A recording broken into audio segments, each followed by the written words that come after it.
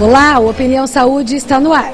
Nosso tema de hoje é diabetes, uma doença que pode atingir todos os nossos órgãos e sistemas. Ela é silenciosa e por isso você pode ter a doença e não saber. Fique ligado, as dicas de hoje são sobre diabetes, agora no Opinião Saúde.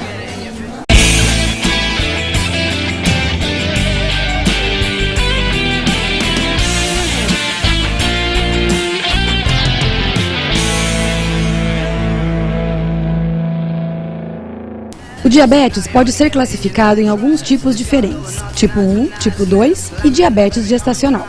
O tipo 1 geralmente é descoberto na infância, é conhecido como autoimune, porque algumas células do corpo destroem as outras que produzem a insulina. O pâncreas desse paciente não produz mais insulina, por isso, o diabético tipo 1 tem que fazer o uso da insulina exógena, através das seringas aplicadas na pele com o medicamento. O diabetes tipo 2 é o tipo que está ligado aos hábitos de vida, como sedentarismo, obesidade, dieta rica em gordura e açúcar. É mais comum aparecer na idade adulta, especialmente após os 40 anos. No diabetes tipo 2, o pâncreas produz a insulina, mas a quantidade não é suficiente para as necessidades do corpo, ou esta insulina não está cumprindo seu papel como deveria, que é levar a glicose para dentro da célula do músculo. O diabetes gestacional é o tipo de diabetes onde o pâncreas funciona muito bem, porém, com a gravidez, há um aumento na demanda de produção de insulina, devido ao crescimento do bebê no útero. Por isso, ele fica sobrecarregado e acaba não produzindo a insulina como deveria. Consequentemente, a glicose se acumula no sangue, levando a mulher ao diabetes gestacional. A doença pode desaparecer após o nascimento do bebê e o pâncreas da mulher volta a funcionar normalmente, já que não há mais a sobrecarga. Para isso, é importante que a mulher perca peso logo depois do nascimento do seu filho.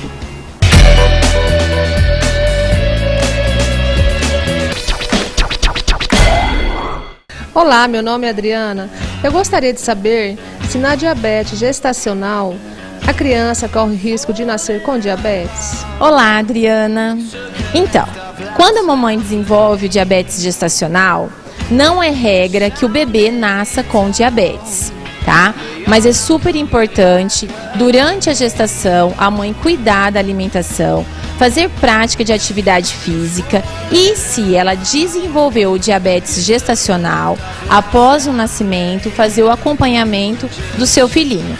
Portanto, mamães, cuidem-se durante a gestação.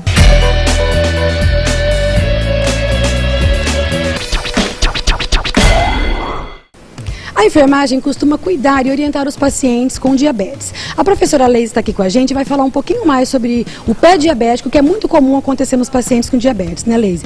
Todo paciente que tem diabetes vai desenvolver o pé diabético? Nem sempre. Vai depender da patologia, da evolução clínica, do quanto está avançado ou não esse diabetes nele. Se ele tem uma lesão mais periférica, né, se ele tem uma neurite periférica, que é chamada, então daí ele pode desenvolver o pé diabético. Como que é o pé diabético? O que é especificamente o pé diabético? É uma ferida que se abre no pé, só no pé que acontece, ela sobe, como é que funciona? Nem todo paciente com diabetes vai ter neurite periférica e ele vai ter lesões. As lesões acontecem porque ele acaba perdendo a sensibilidade. Em algum momento ele acaba se machucando e no local desse machucado forma uma ferida e essa ferida evolui. Como essa doença ela diminui a vascularização ou a circulação naquele local, então fica difícil a cicatrização. Por isso essa ferida vai evoluindo, vai aumentando, não cicatriza. Aí vem um tecido mais morto, que a gente chama de necrose, e às vezes acaba tendo que fazer amputação ou do dedo, ou dessa região do pé, ou no estágio muito avançado, do pé todo. Do membro, pode acontecer de amputar o membro inteiro? Até, sim, às vezes até tornozelo, a perna, né? E esse paciente pode cuidar dessa ferida em qualquer posto de saúde, em qualquer unidade de saúde da cidade? Pode e deve. Geralmente as unidades de saúde fazem um acompanhamento do paciente que tem hipertensão e diabetes. Então já existe um programa chamado Hiperdia E esse programa é para não só fazer um rastreamento, toda uma prevenção, mas também tentar prevenir as complicações, porque o pé diabético é uma complicação do diabetes. Então, ele deveria estar indo às unidades de saúde, geralmente saúde da família, pedir para que o enfermeiro faça uma avaliação do seu pé. Isso todo paciente diabético, mesmo que ele não tenha lesão nenhuma, ele deve fazer uma autoavaliação. De que forma? Ele pode avaliar entre os dedos, observar se ele não tem presença de nenhum calo, de nenhuma úlcera, de nenhuma ferida, rachaduras, deformidades ósseas, deformidades dos dedos, deformidades das unhas, às vezes presença de micoses nas unhas. E se ele não consegue fazer essa avaliação sozinho, identificar às vezes pequenas rachaduras ou pequenas lesões, ele deve estar indo todo ano pedir para que o enfermeiro faça essa avaliação nos 2 pés e faça comparação para ver se não tem alguma lesão. Como às vezes ele está perdendo a sensibilidade, às vezes tem local, por exemplo, mais vermelho. Essa hiperemia, às vezes é porque está tendo a pressão de algum sapato que ele não está percebendo. Então, uma outra pessoa fazendo a avaliação consegue fazer com que haja prevenção de evitar uma lesão maior, uma progressão da lesão e o pé diabético ser instalado.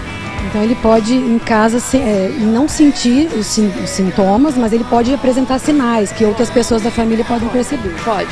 Inclusive, da neurite periférica que vai evoluir para o pé diabético, às vezes ele pode estar percebendo que ele às vezes tem um ataque cardíaco, o coração bate mesmo quando ele está parado, às vezes ele se levanta e a pressão cai de repente, ele pode ter um desconforto gástrico, ele pode às vezes quase não se alimentar e ter uma sensação de que comeu muito, ou ele pode ter um emagrecimento muito grande, significativo num período de tempo muito curto, e isso são sinais de que indicam que ele pode estar tendo essa lesão periférica.